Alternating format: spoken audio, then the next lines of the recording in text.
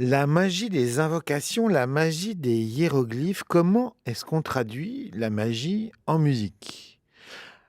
Il faut peut-être distinguer 2 sortes de magie, la magie blanche et la magie noire, la magie des anges et la magie du diable. Ce qui nous amène à nous poser cette question: qu'est-ce que c'est que la musique des anges et qu'est-ce que c'est que la musique du diable? Après tout, on utilise ces mêmes notes. Comme la musique est chargée de ces 2 forces, très vite les religieux vont s'en emparer et ils vont instaurer les règles de musique. Ainsi, au XIIe siècle, ce sont les moines qui vont inventer la portée, parce que cette énergie musicale, il faut la canaliser, elle peut aller un petit peu dans tous les sens. Alors, on va repartir de notre fameuse gamme Do, Ré, Mi, Fa, Sol, Si, Do.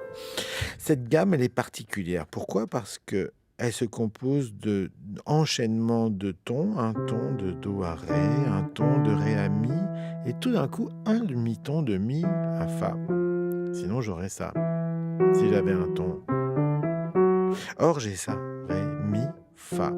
Ensuite, j'ai encore un ton entre fa et sol, un ton entre sol et la, un ton entre la et si, et un demi-ton entre si et do. C'est pour ça qu'on l'appelle la gamme diatonique, parce que dans cette gamme, il y a 2 demi-tons qui se baladent entre le mi et le fa, entre le si et le do, et c'est ces 2 demi-tons qui vont mettre le bazar. Si on les enlève, ces 2 demi-tons, qu'est-ce que ça nous donne? Ça nous donne une gamme à 5 notes qu'on appelle la gamme pentatonique,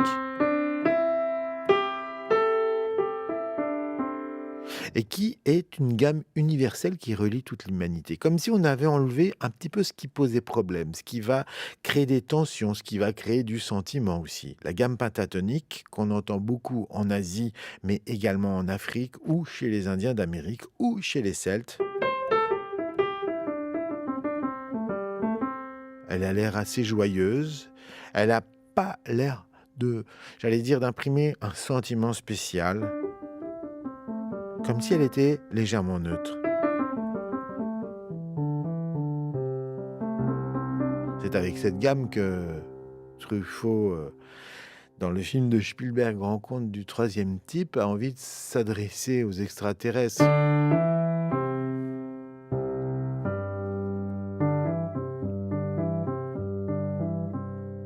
C'est-à-dire, il y a une idée que cette gamme pentatonique, finalement, est une gamme universelle qui relie toute l'humanité. Alors maintenant, les notes que j'ai expulsées, ces fameuses notes qui font l'intervalle du diable, le fa et le si. Qu'est-ce qu'elles ont de spécial, ces 2 notes? En fait, c'est des notes qui sont instables, puisqu'elles sont qu'à un demi-ton. Donc elles n'ont qu'une seule envie, c'est de se résoudre. Le si, il va aller sur le do, et là, ça va mieux. Et le fa, il faut qu'il aille sur le mi. Et là, j'ai un sentiment, j'allais dire, de résolution et de soulagement. Mais si je ne vais pas résoudre avec ces 2 notes, et si je les joue ensemble, ce qui était absolument interdit au Moyen-Âge, on appelait ça le fa et le si, l'intervalle du triton, parce qu'il y a 3 tons entre le fa et le si. Fa, sol, un ton, sol, la, un ton, la, si, un ton, le triton. Diabolus in musica. Si je le joue comme ça, j'ai un sentiment de dissonance, mais maintenant, si je le joue avec une basse, j'ai tout d'un coup toute la couleur, et ben ouais, du blues. Le blues, qui était né du gospel, gospel la musique de Dieu, et le blues, la musique du diable. Pourquoi la musique du diable? Parce que je ne résous pas quand je joue le blues. Je ne résous pas. Si je résous, j'ai fini mon histoire. Mais si je reste en suspension, si je reste,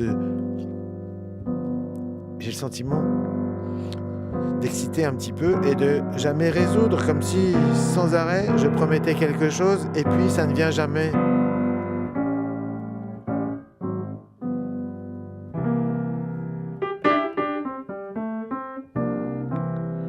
Alors, le fait de ne pas résoudre, ça s'appelle une tension non résolue. Et bien encore une fois, on reste dans un état d'excitation permanente. Et alors le paradoxe, c'est que le blues va utiliser une gamme pentatonique, c'est-à-dire la gamme d'où j'ai exclu les éléments perturbateurs,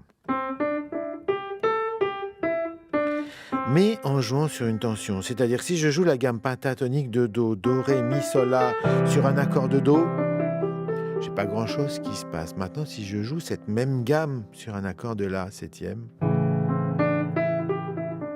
là j'ai un frottement et j'ai toute la couleur du blues.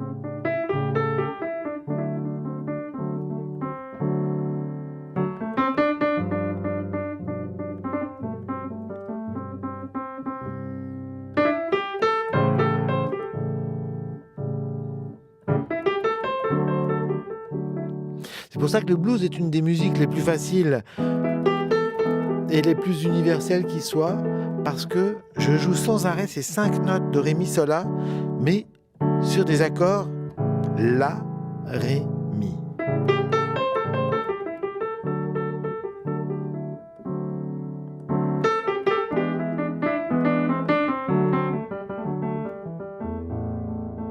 Et ainsi, je me raconte une histoire qui peut durer des heures et des heures, sur laquelle je vais plaquer mon histoire, je vais plaquer mes peines, je vais plaquer les peines que m'inflige la fille qui m'a plaqué, puisque souvent le blues parle de ça. Mais ce qui se passe quand je joue une gamme pentatonique de Do sur un accord de La majeur, c'est que j'introduis une dissonance. Et c'est cette dissonance qu'on va appeler la blue note.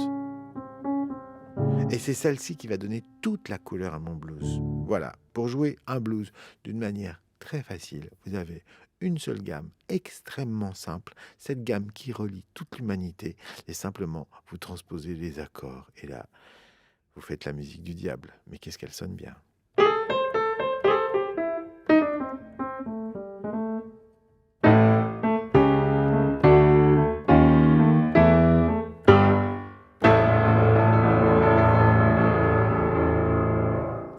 France Inter, les routes de la musique, André Manoukian.